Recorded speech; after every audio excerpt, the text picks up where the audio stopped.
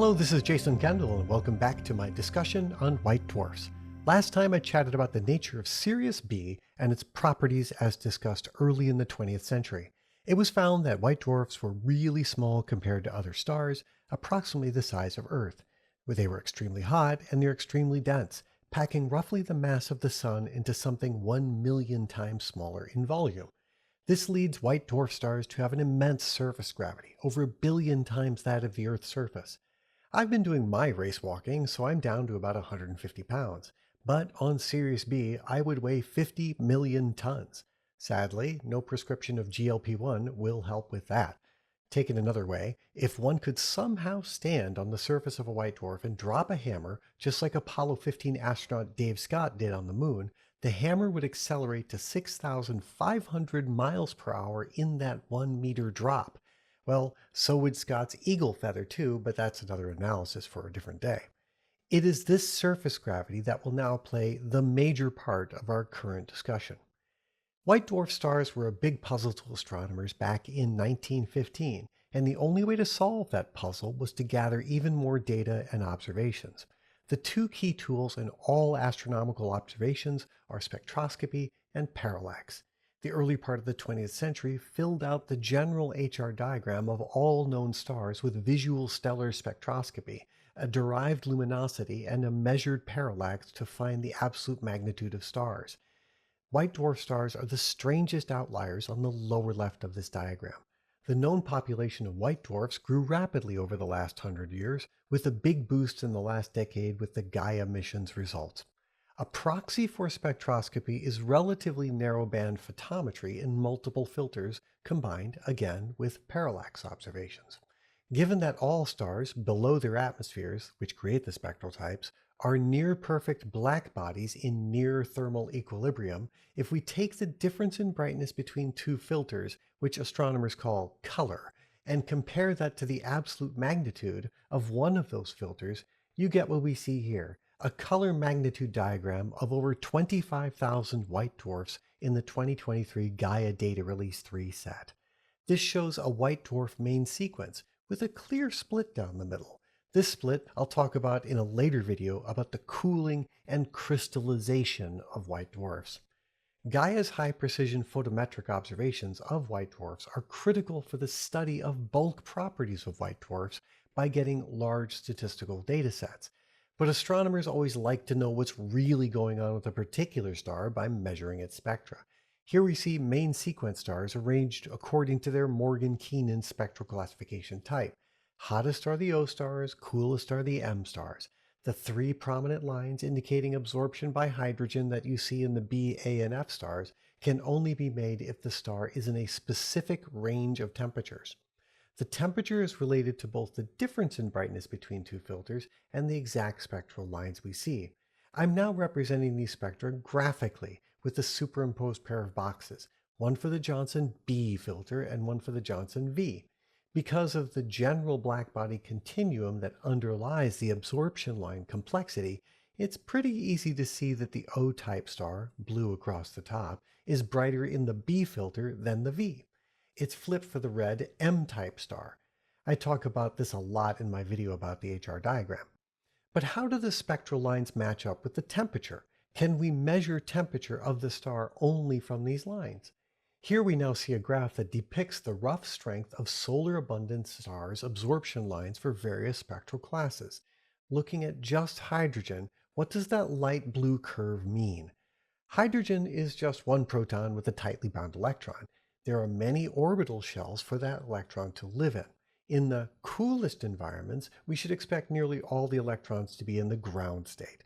This means that the underlying blackbody radiation has very few ultraviolet photons that can excite the electron out of the hydrogen atom's ground state.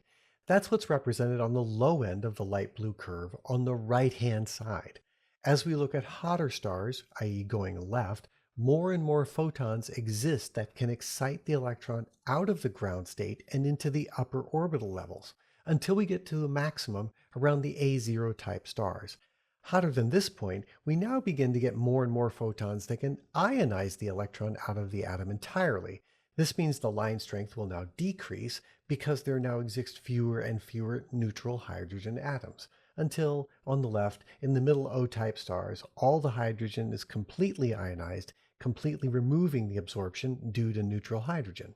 This is the case for all of the curves. Molecules are chemical bonds between atoms, which are the weakest types of bonds. The two metals curves represent elements like carbon, sodium, calcium, and oxygen. Again, astronomers are funny that in the universe there are basically hydrogen, helium, and metals. On the left-hand side of the diagram exist neutral and singly ionized helium. Helium's electrons are the tightest bound of all elements, so it takes a very hot photon field from a very hot blackbody generator to get enough photons that can meaningfully excite the electrons out of the helium's ground state. An important thing about this diagram is that it categorically does not mean that cool stars are made of carbon or calcium or magnesium. In fact, stars, in rough general terms, are very similar in composition, with most stars being about 74% hydrogen, about 24% helium, and 1 to 2% all the rest. The spectral features are due almost entirely to the temperature of the underlying blackbody radiation. But there are differences.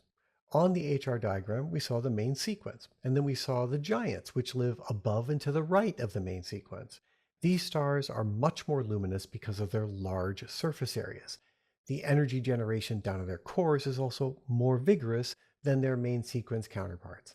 The real point, though, is that for the same temperature and spectral type, a giant star and a main sequence star can be distinguished by the widths of their absorption lines.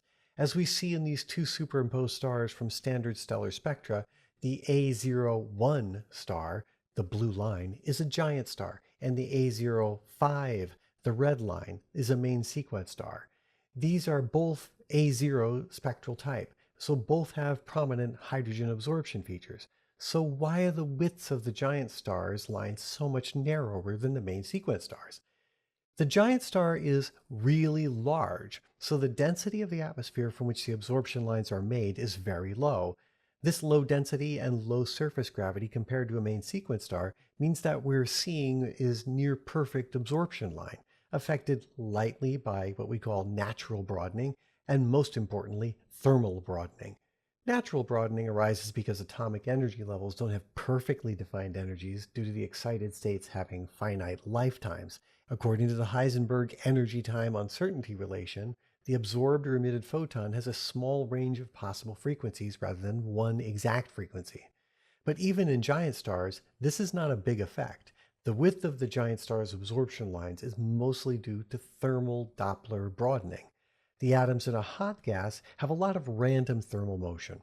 This causes individual atoms to absorb slightly different shifted wavelengths due to the Doppler effect. This widens the line profile of the measured absorption line. This is the main reason for the shape of giant stars' absorption lines. The main sequence A05 star here has much wider lines, so there is more at work. In addition to thermal Doppler broadening, main sequence spectral profiles are the result of large amounts of collisional or pressure broadening. Main sequence stars are really compact compared to giant stars. Their higher surface gravity creates a high gas pressure in the photosphere. This leads to frequent collisions between atoms that can disrupt the energy levels during the photon absorption, smearing out the spectral lines. Now we add in the spectrum for 40 Eridani b, a nearby white dwarf that is, amaze. Rocky would approve. Notice how its lines are much broader than even a main sequence star. These wide lines cannot be fully accounted for by just thermal and collisional broadening. The observed broadening is the result of the extremely dense environment of white dwarf atmospheres. The atoms are so close together that the electric fields of nearby charged particles interact. The high temperature and pressure of a white dwarf's atmosphere cause strong and rapidly changing electric fields due to nearby charged particles. Most of the effect comes from free protons and electrons buzzing about, but also comes from bound states of hydrogen, like hydrogen minus, molecular H2, ionized molecular H2, and H3. In a white dwarf atmosphere, every hydrogen atom is immersed in a rapidly fluctuating electric microfield. These fields perturb and split its electron orbital levels, creating the Stark effect. Every hydrogen atom experiences a different field strength and orientation. Under this influence, the Balmer transitions occur at slightly different wavelengths for each atom. All these differences combine to produce a broad spectral line rather than a narrow one. This effect only occurs in the extremely dense environment of a white dwarf atmosphere. So now let's look at other spectra of white dwarfs. White dwarfs have their own classification system that differs from the Morgan-Keenan OBAF-GKM familiar system. Loosely, there are 6 different types: DA, B, O, C, DQ, and DZ. Let's look at each in turn. Type DA is the most common, making up 80% of all known white dwarfs. Here we see the spectrum of Sirius B, the pup. DAs have extremely wide, stark broadened hydrogen lines. We don't see much else other than hydrogen in absorption in these stars. It's indicative of an almost pure hydrogen atmosphere. DB types make up the next biggest group of about 16% of all known white dwarfs. Their spectra have strong helium absorption lines, and we see a little hint of hydrogen in their spectra. Next come the DO type white dwarfs. They have ionized helium lines. These are clearly the hottest of the white dwarfs, with temperatures ranging from 45,000 Kelvin up to 100,000 Kelvin. If there is hydrogen present, it is completely ionized and cannot contribute to absorption, but does contribute to stark broadening. Notice how the lines, while prominent, are pretty sparse, and that the blackbody continuum is poking through. These are rare, making up only 0.5% or 1% of all white dwarfs. As the hottest, they represent a population soon after formation when the core of a giant star is exposed and quickly cools. Now the type DC is almost completely featureless. You can also see by the slope of the continuum that these stars must be cool. These are the coolest of the white dwarfs, with no photons able to excite hydrogen or helium out of the atomic ground states. They have temperatures comparable to that of the Sun and can be as cool as K and M type main sequence stars. And now we see something interesting. K and M type main sequence stars show molecular bands and metal absorption features. Where are those in these white dwarfs? This must mean the white dwarf atmospheres are strongly deficient in elements other than hydrogen and helium. Type DQ white dwarfs are dominated by carbon absorption lines, either neutral or singly ionized carbon or C2 molecular bands. Notice their continuum is nearly flat. This means they must be hotter than K and M types, which are the ones we normally associate with metal absorption features. We therefore conclude that we're seeing carbon dredge up from deep within the white dwarf, or the result of some kind of stellar merger, albeit one that doesn't exceed the Chandrasekhar limit. Finally, we have the DZs. These are the strong metal absorption lines from elements heavier than carbon, such as calcium, magnesium, and iron. Since no process in a white dwarf's formation would lead to the creation of significant amounts of these elements, it's understood that these white dwarfs have had some rocky debris fall on top of them, perhaps the remnants of an ancient solar system of planets that have finally crashed on their surfaces. There is no active convection in white dwarfs, so this material will just stay on the surface and in its atmosphere forever.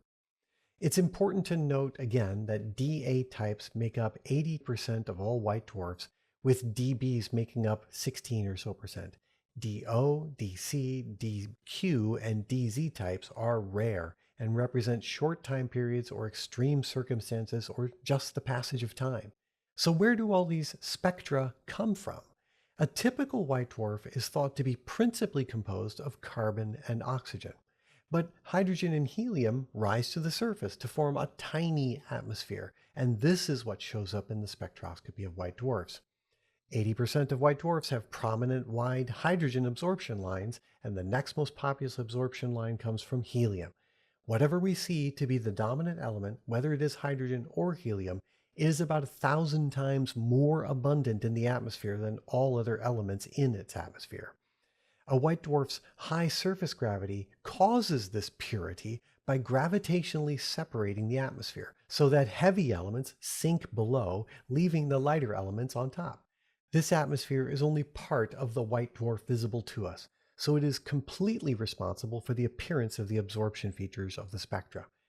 But where does this hydrogen and helium come from? It's the residue of the star's envelope from its AGB or asymptotic giant branch phase. The puffing off of the star's outer layers in its later part of its life isn't necessarily 100% effective. There will be some still hanging around. Not a lot, but enough. Now, DZ types show absorption lines that come from elements that couldn't have been created in large quantities in the star's final stages. Their atmospheres therefore contain material accreted from the interstellar medium. They may have passed through an interstellar cloud or been part of a stellar cluster containing high mass supernovae or accumulation of rocky debris from ancient planetary collisions, the destruction of their ancient solar systems as the star died. So, how thin are these residual layers? A white dwarf's atmospheric envelope consists of a helium rich layer whose mass is less than 1% of the star's total mass. And if this atmosphere, and therefore spectrum, is hydrogen dominated, as it is for most white dwarfs, then this helium layer is topped by a hydrogen rich layer with a mass of about 1/100th of 1% of a star's total mass. Although thin, these outer layers determine the entire thermal evolution of the white dwarf. The degenerate electrons in the bulk of the white dwarf conduct heat extremely well. It's well understood that nearly the entirety of a white dwarf is isothermal. That is, it's almost at the same temperature, and they're very, very hot. A white dwarf with a measured surface temperature between 8,000 and 16,000 Kelvin will have a core temperature just below this atmosphere between approximately 5 million Kelvin and 20 million Kelvin. The white dwarf is kept from cooling very quickly by its outer layer's opacity to radiation. Here we see a simulated broadening for the very wide hydrogen absorption lines seen in white dwarf spectra. These line profiles are created again by the Stark effect, arising from the interaction of hydrogen atoms with surrounding ionized protons and electrons. This creates a strong electric field that alters the transition energies of the atoms. These Stark line profiles are dependent not just on the temperature of the envelope, which is a major contributor to the absorption line strengths in main sequence stars, but also strongly on the surface gravity. The huge surface gravity pushes the hydrogen atoms and all other ions and odd high-pressure hydrogen-based molecules very close together on top of each other. Their extremely close quarters force their electric fields to overlap and influence the bound hydrogen or helium atoms, drastically changing their orbital levels energies. Computer modeling based on all these features shows that Stark broadening is the dominant line profile shaping mechanism for most white dwarfs. And it is this opacity mechanism that serves to insulate the extremely hot interior and keep the white dwarf glowing for extremely long times. Since we'll never visit a white dwarf, all we will ever know about matter under such extreme conditions will rely on our interpretation of observations. As an example, let's look at the central white dwarf of the Helix Nebula, NGC 7293. This nebula comes from the death of a star about 11,000 years ago. The physical size of the nebula is just under 3 light years across. It's also one of the closest planetary nebula at about 650 light years distance.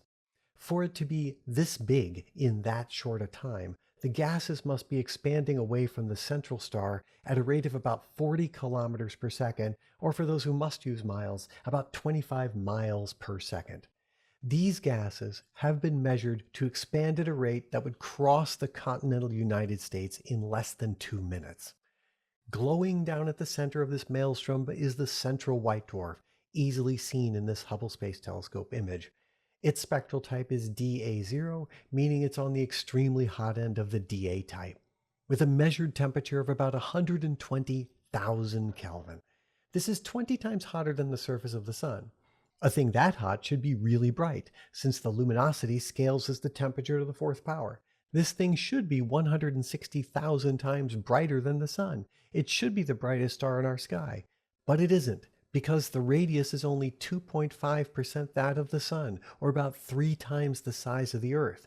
It's this tiny surface area that radically lowers the luminosity, bringing it down to an apparent visual magnitude of 13.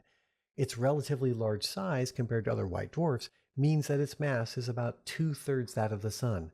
With white dwarfs, the greater the mass, the smaller the diameter. The white dwarf spectrum again is a hot, hydrogen-rich Da0. This is far hotter than an O-type main sequence star, or a typical Da white dwarf like Sirius B. It is also hot enough that most of its radiation is in the ultraviolet, which ionizes the surrounding planetary nebula out to almost 2 light years in every direction. Finally, we can study white dwarf spectra to answer really large questions. Here we see globular cluster M4. It's an enormous collection of a few 100,000 stars packed into a volume of a couple of dozen light years across. For any planets orbiting any of these stars, there is no dark night sky. Amongst these stars are many, many white dwarfs. These Hubble Space Telescope images determine their temperature using photometric techniques. Knowing the distance to the cluster at about 7,000 light years away gives their intrinsic luminosity. Combining these observations with the physics of white dwarfs tells us that these white dwarfs are about 12 to 13 billion years old. Given the physics of the stars that must have made them, this gives us a good estimate for the age of the universe at somewhere between 13 and 14 billion years. These stars are some of the best direct evidence for the finite age of the universe. To wrap it up, the spectra differ between giant, main sequence, and white dwarf stars principally due to their surface gravities for a given stellar surface temperature. The mechanisms for these profiles change as the conditions change, with low interactions between atoms and giant stars leading to narrow lines and extremely high density interactions between atoms, greatly widening the lines of white dwarfs. Well, I hope you enjoyed this. If you did, please mash that like button and subscribe to my channel. We'll see you next time.